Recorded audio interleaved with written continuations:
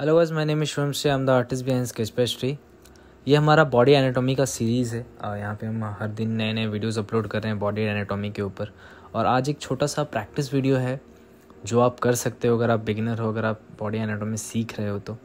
Generally इससे पहले वाला जो वीडियो था, अगर आपने देखा होगा तो उसमें हमने जो बेसिक्स है उसको स्टडी किया था। बेसिक्स किस तरह से आप रेफरेंस इमेज के साथ धीरे धीरे करके बॉडी स्टार्ट कर सकते हो बनाना, बेसिक्स।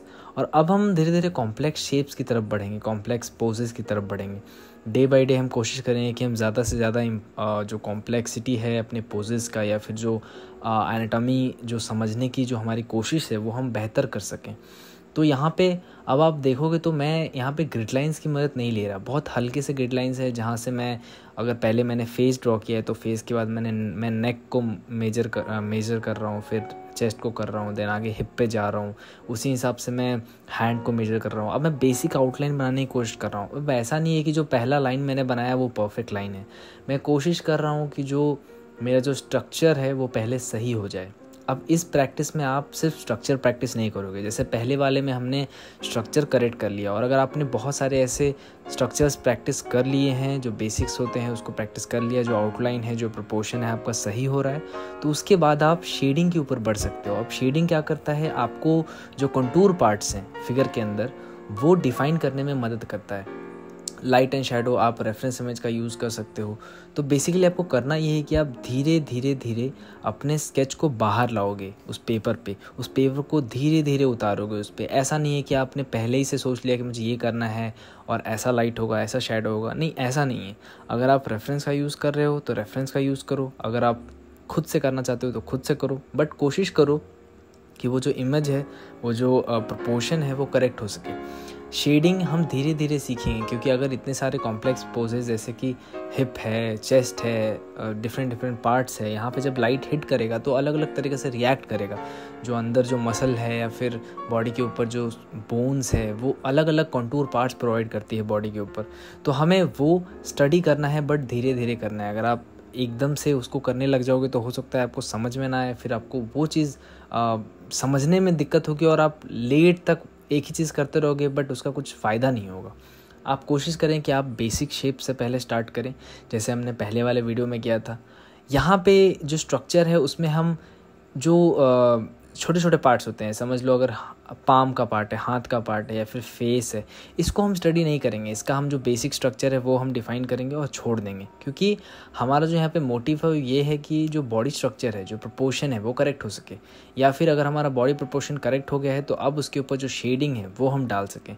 तो ये इंपॉर्टेंट हो जाता है कि आप छोटे छोटे समय पे, अगर आपने ये प्रैक्टिस कर लिया, अगर आपने बहुत सारे स्केचेस प्रैक्टिस कर लिए हैं, अगर आपको लगता है कि आपके पास समय है, आपका मन कर रहा है, तो ऐसा नहीं है कि आप स्केच प्रैक्टिस नहीं कर सकते। आप उस हाथ को भी प्रैक्टिस कर सकते हो, आप फेस में भी डिटेल ऐड कर सकते हो, आप एक एक छोटे छोटे डिटेल ऐड कर सकते हो, बोन्स का डिटेल्स, मसल का डिटेल। बट बहुत आसान होता है अगर आप एक छोटा सा डिटेल ऐड करने जाओ और फिर अपना स्ट्रक्चर रॉन्ग कर दो, क्योंकि हमारा जो यहाँ जो प्रैक्टिस करने का मोटिव है वो ये है कि हम जो स्ट्रक्चर है वो करेक्ट कर सकें। और अगर आपने स्ट्रक्चर रॉन्ग कर दिया तो फिर कोई मतलब नहीं रह जाता, आप कितना भी शेड कर लो उसमें या फिर कितना भी डिटेल ऐड कर लो। तो हम धीरे धीरे वीडियोस में यही प्रैक्टिस कर रहे हैं, यही देख रहे हैं कि किस तरह से आप धीरे धीरे आगे बढ़ सकते हैं।